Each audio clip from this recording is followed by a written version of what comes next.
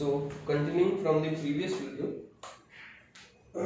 we discussed how to calculate entropy change for a reaction. So on those facts we will discuss a numerical. So let us assume there is a data for this reaction N2 plus 3H2 gas, N2 gas plus 3H2 gas gives 2NH3 gas, and the question the examiner has given us molar entropy for N2 which is 150, molar entropy for H2 which is 100, and molar entropy for ammonia which is 200. It has already been given to us. So the examiner wants us to find out the entropy of the reaction. The formula is quite simple. Molar entropy of the product minus molar entropy of the reactant. That's all. So entropy change for the reaction is equals to, अब देखो molar entropy 2 moles into NH3 का कितना है 200, 2 into 200 minus, ठीक है, इसको bracket में रखते हैं। फिर क्या है N2 का 150 माइनस 3 into H2 का कितना है 100, 300। तो ये ऐसे करके आप इसे सॉल्व कर सकते हो। The final result will be -50 joule पर मोल पर kelvin. So that is how these reactions or these questions can be done. Now next is zeroth law. ये सबसे ही easy law है मेरे ख्याल से, अब इसके बारे में बहुत ज्यादा वो नहीं है। वो ये कह रहा है कि मान लो कि बॉडी है A, ये A बॉडी है, ये B बॉडी है और ये C बॉडी है, 3 बॉडी है आपके पास। वो ये कह रहा है कि अगर A और B को आपस में जोड़ दो और इनका जो है टेम्परेचर सेम हो जाए, मान लो इसका टेम्परेचर T है और इसका टेम्परेचर T है, देखो अगर A और B को आपस में टच किया then the temperature will remain same, है ना, थोड़ी देर तक टच करके रखो, थर्मल इक्विलिब्रियम हो जाए। फिर वो कह रहा है कि अब B और C को टच कर लो आपस में, है ना, अगर B और C को टच करा और इनका भी टेम्परेचर T है तो वो ये कहना चाह रहा है कि A और C का ऑब्वियसली टेम्परेचर क्या रहेगा T। This is thermal equilibrium, मतलब A और B का टेम्परेचर अगर सेम है और B और C का टेम्परेचर अगर सेम है तो फॉर श्योर A और C का टेम्परेचर भी सेम रहेगा which is T in this case, ठीक है। This is called zeroth law. यहां लिख दिया है TA equals to TB and TB equals to TC then TA equals to TC, ठीक है। This is called zeroth law. यहां लिख दिया है if A and B and C and B are at thermal equilibrium then A and C are at thermal equilibrium. This is called zeroth law. इसका use करके physics के कई सारे numerical solve हो जाते हैं। फिजिक्स में आपको इसका यूज ज्यादा मिलेगा, यहाँ पे इतना यूज है नहीं।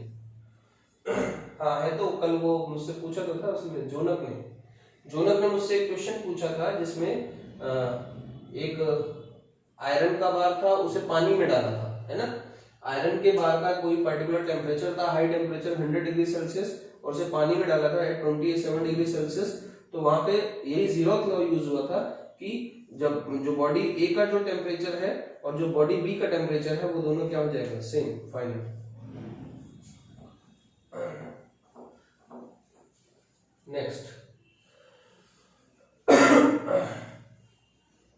Next is the most important topic specially for IIT advance and mains, है ना, इनके लिए इंपॉर्टेंट है।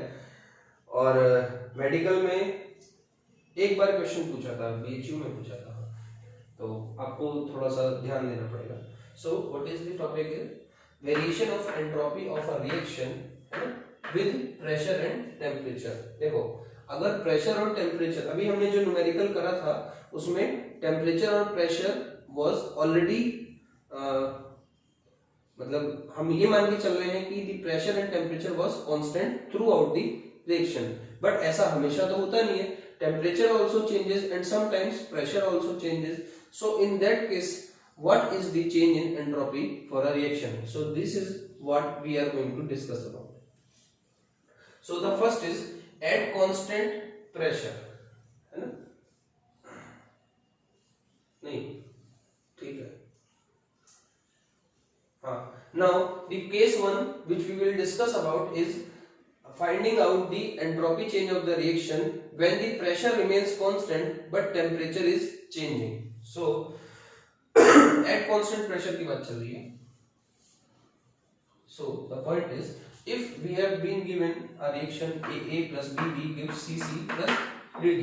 So at temperature T1, मान low pressure P1 and P2 तो सेम है, but temperature is changing, T1 से T2 हो गया temperature. Now in this case what is the standard procedure of finding out the entropy change for a reaction is molar entropy of D plus molar entropy of C in, देखो sorry, D into, यहाँ लिख दिया मैंने, D into molar entropy of D, है ना, C into this coefficient, molar coefficient into molar entropy of C minus इन दोनों का सम, फिर माइनस करेंगे इसमें molar entropy of A into coefficient A plus molar entropy of B into coefficient B. तो यहाँ पे देखो मैंने स्टैंडर्ड प्रोसीजर लिख दिया है, C into SC plus D into SB, ये है प्रोडक्ट का, minus A into SA plus B into SB. This is for reactant.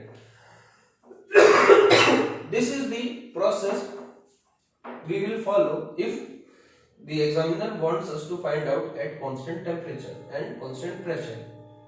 But right now circumstances are changed, temperature is changing at particular instant. So we will use our standard and basic formula to find out entropy change, which is this: NCP ln T2 upon T1 plus nR ln P1 by T2. This is the standard formula which we were using to find out entropy change. I hope you all remember this formula. Okay? And in this case, if pressure is constant, agar pressure throughout the reaction is constant, then what will happen? This whole term will become 0. So the final look of the reaction for entropy change will look like this: NCP ln T2 by T1. Now we will use this equation in order to find out the entropy change when temperature is changing. So now we will talk about, this was at T1, है ना, this was at T1, यहाँ पे मैंने लिख दिया है T1 temperature. Now we will find out the entropy change for the reaction at T2. So at temperature T2 entropy is increased. Obviously अगर temperature बढ़ेगा तो entropy बढ़ेगी, डिसऑर्डरनेस और रैंडमनेस बढ़ेगी. तो अब मैं क्या करने जा रहा हूं कि हम इसी स्टैंडर्ड फॉर्मूले में थोड़ा सा चेंज करेंगे. तो देखो क्या करूंगा मैं, फॉर एग्जांपल ऐसे कर लेते हैं, यहां पे लिख देता हूं. सो एट टेम्परेचर T2, तो हम क्या यूज करने वाले हैं, D SD प्लस, देखो ये तो एंट्रोपी थी किसकी, D की, है ना, D की एंट्रोपी थी at temperature T1, but at temperature T2 its entropy will increase, and what is that amount which is T1 से T2 में जो चेंज आया होगा उसका क्या, D into Cp into dt upon T means आपको फॉर्मूला स्टैंडर्ड याद होगा एंट्रोपी का, हीट अपॉन टेम्परेचर यानी Q upon T, Q reversible upon T आपको याद होगा. This is Q reversible upon this is temperature, and for this value is for D, यहां पे मैंने लिख दिया है ना, Cp D. ठीक है, NCP, ठीक है, D के लिए. अब ये तो था हमारा D के केस में, प्लस अब हम C का बनाएंगे. तो देखो C का कैसे होगा, C इंटू एस सी, ये तो था मोलर एंट्रोपी फॉर C, है ना, एट T1. अब T2 पे इसकी मोलर एंट्रोपी बढ़ जाएगी, and that molar entropy will be T1 से T2 C Cp into dt upon T. और ये Cp किसका है, देखो ये Cp D का था, ये Cp C का है. ठीक है, ये हो गया किसका, C का. हम क्या करते थे, प्रोडक्ट माइनस रिएक्टेंट, तो ये प्रोडक्ट का है, अब माइनस करेंगे रिएक्टेंट का. तो रिएक्टेंट में देखो कौन कौन था, A था और B था. तो देखो A की यहां लिख दे रहा हूं, जगह नहीं है, A S A, ये तो था एट T1 प्लस T1 से T2, जो बढ़ी हुई एंट्रोपी है, जो बढ़ी है वो हम उसमें फर्दर ऐड कर रहे हैं, ठीक है। ये हो गया A Cp किसका, A का, इंटू dt अपॉन T, ठीक है, इतना बढ़ गया होगा, प्लस A का था, अब B का बना देते हैं, B S B eight T1, ये तो T1 पे था और T2 पे कितना बढ़ा, this much, B Cp for B into dt upon T. So this is how we can calculate the entropy change for a reaction when the temperature is changed, यानी कि T1 से T2 हो गया। तो मैंने इसे सिंपली यहाँ पे ऐसे बना दिया है, entropy change for a reaction is equals to sum of entropy of product minus sum of entropy of reactant। तो ये चीज जो यहाँ पर है ये मैंने as it is यहाँ लिख दी है, तो इसको मैं मिटा देता हूँ।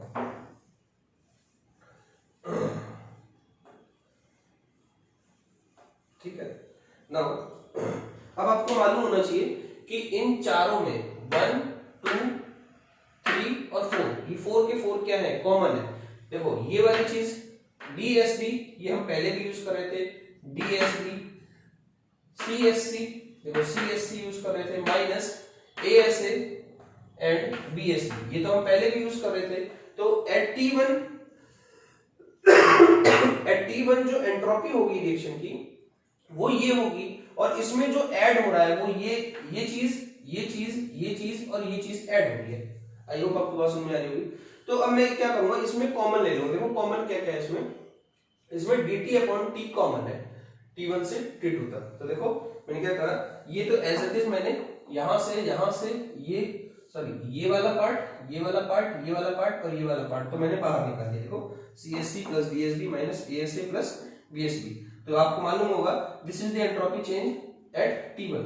अब मैंने इनमें से dt अपॉन t और dt अपॉन t T1 से T2 तक कॉमन ले लिया। देखो T1 से T2 तक dt अपॉन t हमने कॉमन ले लिया। अब आपको मालूम होगा दिस इज d, ये Cp है d का, है ना, ये d का Cp है इनटू उसका कोएफिशिएंट, और ये है C का Cp इनटू उसका मोलर कोएफिशिएंट, और ये क्या है A का Cp इनटू इसका मोलर कोएफिशिएंट, और ये क्या है B का Cp into its molar coefficient. तो इनको मैं अब क्या करने वाला हूं, देखो delta Cp of the complete reaction, मैंने इसको उठा के सिंपली ये लिख दिया।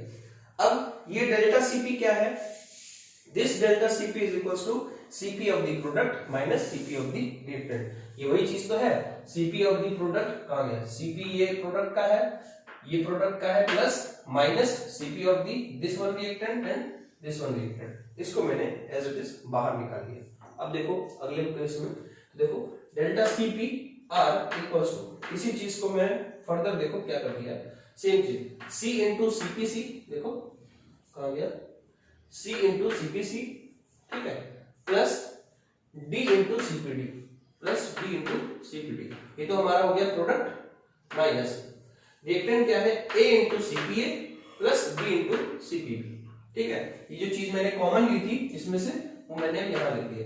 अब ओवरऑल हमें रिएक्शन क्या मिली, वो हमें ये मिली, ध्यान से देखो। तो डेल्टा SR T2 पे जो एंट्रोपी चेंज होगा रिएक्शन का, वो पहला तो ये वाला हिस्सा that is entropy change eight T1। तो मैंने ये वाला पार्ट यहाँ पे इसको श्रिंक करके मैंने ये लिख दिया, delta SR at T1 plus जो एक्स्ट्रा आया था वो क्या था, delta Cp of the complete reaction, है ना, प्रोडक्ट माइनस रिएक्टेंट। यहां से देखो ये प्रोडक्ट है और ये वाले रिएक्टेंट, प्रोडक्ट माइनस रिएक्टेंट, फिर ln T2। अब देखो ये वाला जब मैं इसको T1 से T2 तक इंटीग्रेट करूंगा dt को, जब मैं इसको इंटीग्रेट करूंगा तो क्या आ जाएगा, ये आ जाएगा ln T2 and T1, upper limit T2 lower limit T1। अब ln T को मैं क्या लिख सकता हूं, अगर लिमिट लगा दूं तो हो जाएगा ln T2 अपॉन T1। तो मैंने यानी कि अब मैंने इंटीग्रेट कर दिया, इंटीग्रेट करने के बाद लास्ट रिजल्ट मैंने यहां पे लिख दिया, so that is this ln T2 upon T1। So this is the final expression when we are going to find out the change in entropy if the temperature is changing. ठीक है, तो आप चाहो मेडिकल वाले बच्चे चाहे तो directly ये वाला फॉर्मूला याद कर लें, इससे उनके सारे न्यूमेरिकल सॉल्व हो जाएंगे अगर ऐसा कोई न्यूमेरिकल आता है तो। नाउ अगली और इंपॉर्टेंट चीज है, अगर मान लो ये वाला टर्म जीरो हो जाए, मान लो कि जो सीपी प्रोडक्ट का है, देखो ये है सीपी प्रोडक्ट का, CP product minus CP reactant, अगर इसका जो डिफरेंस है वो जीरो हो जाए तो क्या होगा, if delta CPR equals to zero for a given reaction, then ये बात श्योर है कि जो change in entropy eight T2 है वो इक्वल हो जाएगी change in entropy at T1, because ये वाला टर्म अगर जीरो हो गया तो ये वाला पूरा टर्म क्या हो जाएगा, जीरो, और ये वाला T1 और T2 पे जो एंट्रोपी चेंज है वो क्या रहेगा, सेम। सो दैट इज, क्या पता क्वेश्चन देके वो ये बोल दे कि टेम्परेचर चेंज हुआ है ना, तो जो बच्चा है वो कंफ्यूज हो जाएगा कि टेम्परेचर चेंज हुआ है तो हमें ये वाला फॉर्मूला यूज करना पड़ेगा, लेकिन वो ये नहीं देख रहा है कि हो सकता है क्वेश्चन लेंथी सर बनाने के लिए वो दिखा दे, बट वो मे भी शायद छोटी सी लाइन बोल दे कि entropy change, sorry, molar heat capacity eight constant pressure for the product and reactant remains zero. अगर वो जीरो हो गई तो ये वाला टर्म पूरा क्या हो जाएगा, जीरो हो जाएगा, सॉरी ये वाला टर्म जीरो हो जाएगा, ये वाला पूरा टर्म जीरो हो जाएगा। तो जो हम इनिशियल स्टैंडर्ड फॉर्मेट यूज करते हैं T1 पे, वही स्टैंडर्ड फॉर्मेट यूज करके हम T2 पे भी निकाल सकते हैं, तो इस चीज का थोड़ा ध्यान रखना। ठीक है, so that is part A, when pressure is constant but temperature is changing. But if someone says temperature remain constant but pressure is changing for particular instant, so in that case you know very well how to deal with. We are just using again the same formula, delta S equals to NCP ln T2 by T1 plus NR ln P1 by P2. तो आपको मालूम है if temperature is constant then this process will become zero. हो गया काम। Now let us assume we have been given with this reaction, AA plus BB gives CC. तो आपको मालूम है एंट्रोपी चेंज कैसे निकालते हो, molar entropy of the product minus molar entropy of the reactant. देखो मैंने यहां लिख दिया एट प्रेशर P1, यानी कि इनिशियल प्रेशर पे जो हमारा स्टैंडर्ड प्रोसीजर, देखो ASA, BSB and CSC, these are the molar entropy for A, B and C. तो entropy of the reaction change in the entropy of the reaction at P1, this is P1, क्या होगा, वो होगा product की entropy minus reactant की entropy, वही standard procedure जो हम यहां पे कर रहे थे, सेम चीज अप्लाइज आल्सो हियर, है ना। ये तो हमारा स्टैंडर्ड प्रोसीजर है to find out entropy change for a reaction at pressure P1। If pressure is changing and it has change to P2, तो आपको मालूम है क्या करना है, केवल ये वाला टर्म हर उसमें ऐड हो जाएगा। देखो मैंने क्या करा, eight pressure P2 ASA plus, याद होगा आपको formula NR ln P1 by P2, NR ln P1 by P2। अब मैं सब में ये टर्म ऐड करने जा रहा हूं, देखो सब में मैंने ऐड कर दिया, BSB में मैंने इतना टर्म ऐड कर दिया, ASA में भी ऐड कर दिया, CSC में भी मैंने ऐड कर दिया। अब मैंने यहाँ पे रिएक्टेंट प्रोडक्ट मैंने एक ही लिया है जिससे मेरा वो थोड़ा छोटा रहे।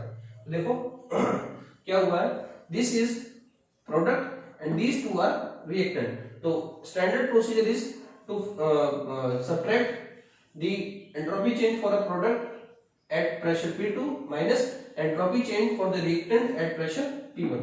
देखो यहाँ लिख दिया मैंने entropy change for a reaction at P2 pressure, पहला तो हमारा standard procedure, this is for P1 CSC minus ASA, यानी कि इसको ऐसे लिख सकते हैं, ऐसे भी लिख सकते हैं, एक ही बात है, product minus sum of the reactant. अब फर्दर क्या चीज ऐड हुई थी, देखो फर्दर हमारी क्या चीज ऐड हुई थी, NR ऐड हो रहा था सब में, NR ln P1 by P2। तो आपको मालूम होगा ln P1 by P2 तो सब जगह कॉमन है, यानी कि देखो ये भी ln P1 by P2 है, ये भी ln P1 by P2 है और ये भी ln P1 by P2 है, तो दिस थिंग इज कॉमन। तो चेंज क्या हुआ, केवल n और r चेंज हो रहा है। तो n यानी कि मोलर कोएफिशिएंट, इसमें देखो मोलर कोएफिशिएंट A है, B है और यहाँ पे C है। तो देखो क्या करेंगे, n मतलब प्रोडक्ट का C minus A plus B। तो देखो CR, देखो CR यानी प्रोडक्ट का माइनस रिएक्टेंट का AR प्लस BR, और ln P1/P2 तो कॉमन है। अब इसको मैं और भी क्या लिख सकता हूँ, देखो ये प्रोडक्ट के मोल माइनस रिएक्टेंट के मोल है, तो मैंने इसको सिंपली फाइनल जो रिलेशन आएगा वो ये होगा, delta SR P2 equals to delta SR at P1 initial when pressure was P1 and finally the pressure was changed, hence this extra term will be introduced to our standard formula. Here delta Ng is the difference of moles of product and reactant. delta Ng यानी कि C minus A plus B, देखो C minus A plus B को मैंने delta Ng लिख दिया, और क्योंकि R तो कॉमन है तो R मैंने इसके साथ लगा दिया, R ln P1/P2. So this is the final expression. If someone says you have to find out the change in entropy for a reaction if pressure is changing, and this is the final expression when someone says pressure remains constant but temperature is changing, and find out the change in entropy for a reaction. So ये formula medical वाले बच्चे एक side में लिख लें, चाहे तो expression भी बना सकते हैं और वैसे तो फॉर्मूला लिख लें, इससे भी उनका काम हो जाएगा। ठीक, तो what is delta Ng? Delta Ng equals two moles of product minus moles of reactant. Now last thing, I have taken a numerical. We have ignored entropy of, अच्छा ये चीज मैंने नहीं लिखी, अब हाँ ये चीज मैंने नहीं बताई, अब क्योंकि यहाँ पे मैंने मान के चल रहा हूँ ये सब गैस है ना, A भी गैस है, B भी गैस है, C भी गैस है, यहाँ पे भी मैं ये मान के चल रहा हूँ A, B, C और D गैस है, लेकिन अगर इसमें से कोई सॉलिड है या लिक्विड है तो उसको आपको इग्नोर करना पड़ेगा। क्यों? क्योंकि उसका कोई फर्क नहीं पड़ता। तो यहाँ पे सिंपली अगर मान लो, चलो अब आप खुद ही समझदार हो, एक आध न्यूमेरिकल करोगे तो समझ में आ जाएगा। नाउ एक न्यूमेरिकल मैंने लिखा है, कैलकुलेट डेल्टा S नॉट। ये नॉट वाला टर्म अभी परेशान मत हो, मैं बता देता हूँ। जो एंट्रोपी ये नॉट है तब लगता है जब when we are calculating entropy for 1 mole of that species, यानी कि अगर आप जो कैलकुलेशन है 1 मोल के लिए कर रहे हैं तो आपको हर चीज के ऊपर नॉट वाला सिंबल लगाना होता है, तो ये जस्ट टर्म है, परेशान मत। So the question is calculate the entropy change at 300 Kelvin for a reaction. वो ये कह रहा है कि this is standard entropy change, entropy and pressure remains constant at 1 bar. इसने क्वेश्चन में बता दिया है कि प्रेशर कांस्टेंट रहता है और वो चाहता है कि एट 300 केल्विन पर entropy change of this reaction बतानी है। तो मुझे लगता इसे सॉल्व करने में आपको कोई इशू आएगा। इसने क्वेश्चन में दे रखा है molar entropy at 300 kelvin N2 की 160 है, molar entropy at 300 kelvin oxygen की 190 है, molar entropy at 300 kelvin NO2 की 240 है। ठीक है, और these values are in joule per kelvin per mole, ये मैंने साइड में लिख दिया है। अब वो ये जानना चाहता है कि एंट्रोपी चेंज इस रिएक्शन का क्या होगा। मुझे लगता है सिंपली आप फॉर्मूला यूज करोगे,